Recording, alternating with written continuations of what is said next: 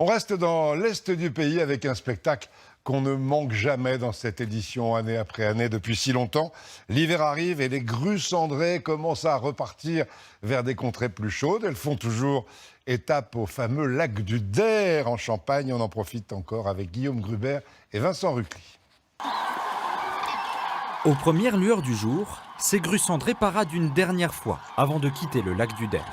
En plein milieu de leur migration, elles trouvent ici la nourriture et l'abri nécessaires, puis reprennent leur vol majestueux direction le sud de l'Europe.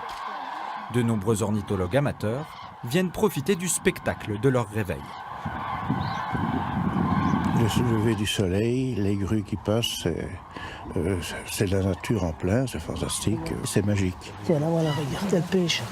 Parfois, elles s'envolent par grands groupes et c'est magnifique. Ce matin-là, les grues cendrées sont plus de 200 000, quasiment un record ici, sur le plus important lac artificiel de France.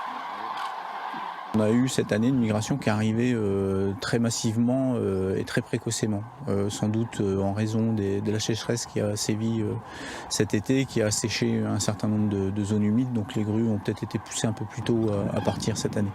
Le plus grand oiseau migrateur d'Europe, 2,40 m d'envergure pour 5 à 7 kg, peut voler pendant des heures. Sa bruyante migration suscite la fascination. Ces animaux qui sont extraordinaires, effectivement, par leur taille et puis leur capacité de vol. Elles ont une capacité de voler sur pratiquement 1000 km sur une journée. Voilà, on les envie, on pourrait en faire autant, ça serait magique, quoi.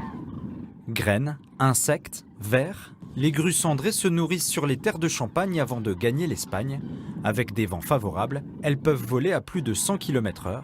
Elles passeront l'hiver en profitant de journées plus longues et de nourriture plus abondante.